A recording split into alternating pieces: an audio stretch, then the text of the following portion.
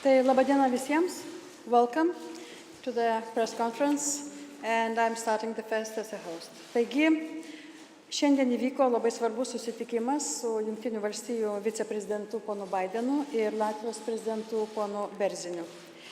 Su savo partneriais kalbėjome apie situaciją Ukrainoje ir jos reikšmę Baltijos šalių, bei visos Europos saugumui. Susidariusią padėtį vertinu kaip grėsmę ne tik Ukrainai, bet ir visai tarptautiniai bendruomeniai. Matome, kad brutalia jėga siekiame perbraižyti Europos valstybių sienas ir sugriauti politinę pokarinę architektūrą Europoje. Mes griežtai smerkiame Rusijos veiksmus suverenios Ukrainos teritorijoje.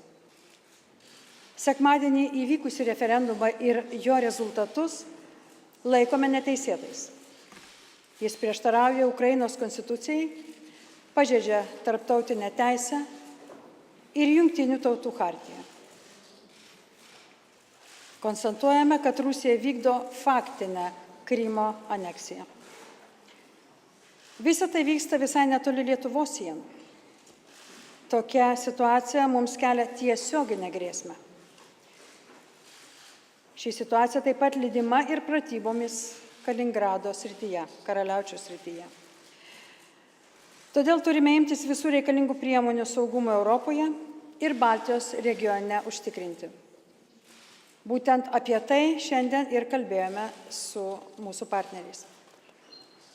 Noriu padėkoti Jungtinėms valstijoms, kurios operatyviai sureagavo į grėsmes ir ėmėsi visų reikalingų veiksmų saugumui regione užtikrinti.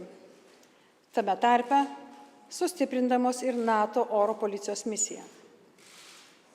Jungtinės valstijos buvo ir yra strateginė Lietuvos ir Baltijos valstybių partnerė, kuri tvirtai rėmė ir remia mūsų siekius, bei padeda užtikrinti regiono politinį, karinį, ekonominį ir energetinį saugumą.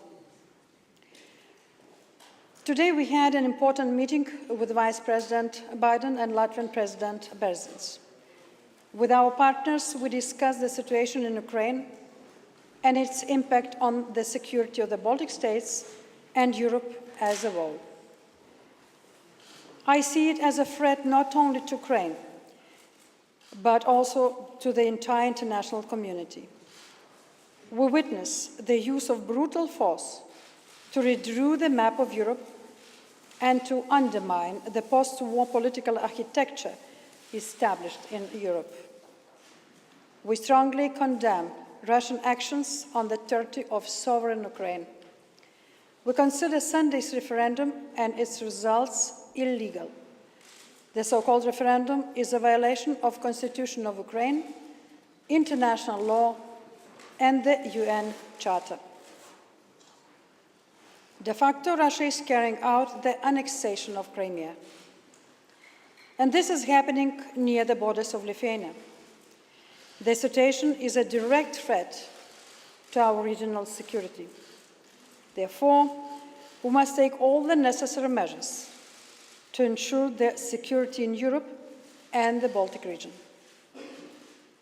And this is what we discussed with Vice President Biden and Latvian President today.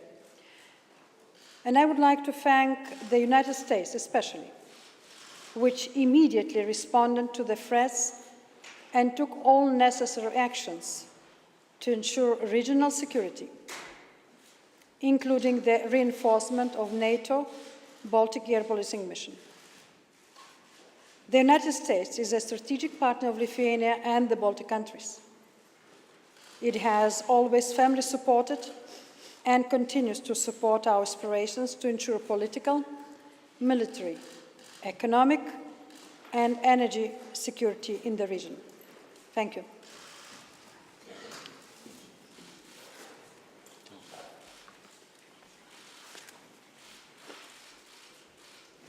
Ladies and gentlemen, Dali, thank you for hosting this event.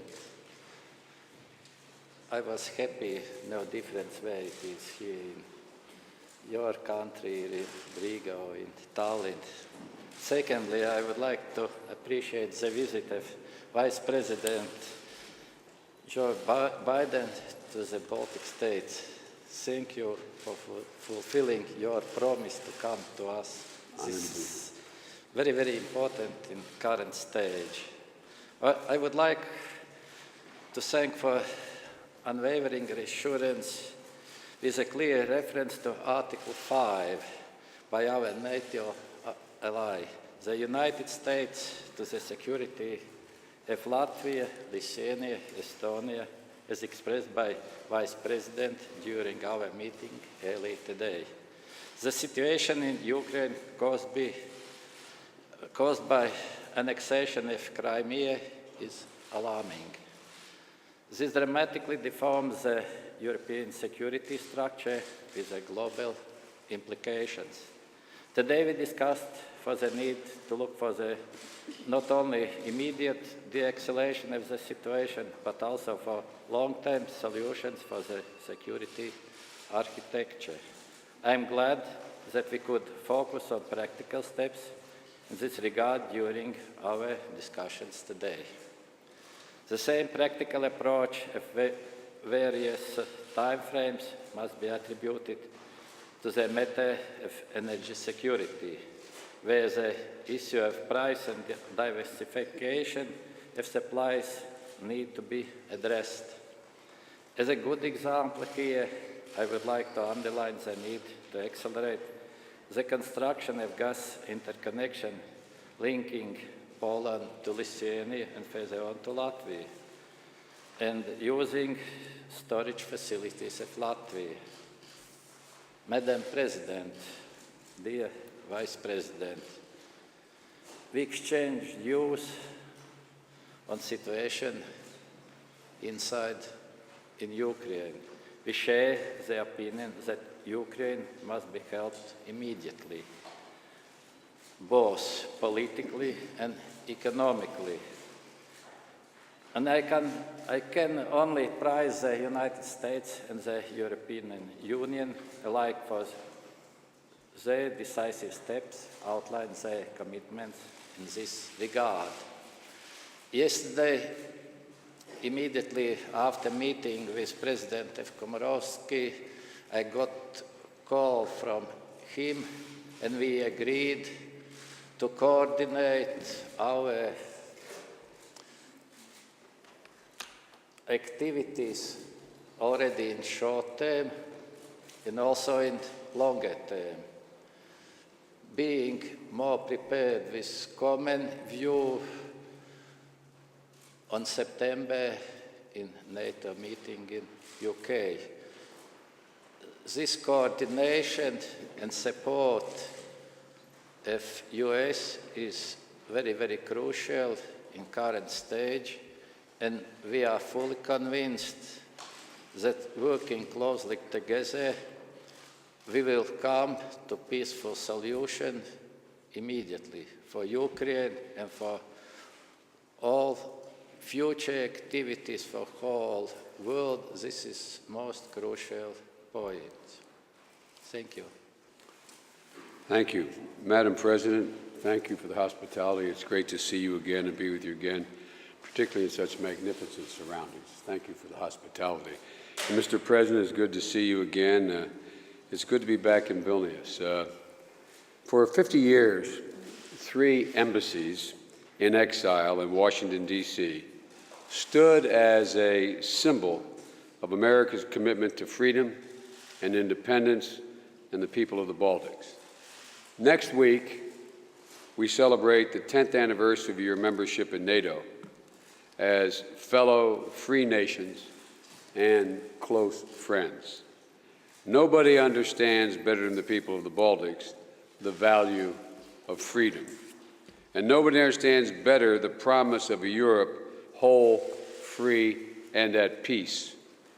Today, I spoke with my colleagues, the presidents of Lithuania and Latvia, about the situation in Ukraine.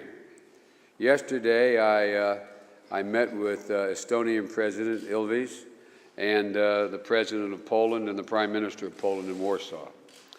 Just as you did a generation ago, the Lithuanians, Latvians, and Estonians joined hands in a human chain of freedom.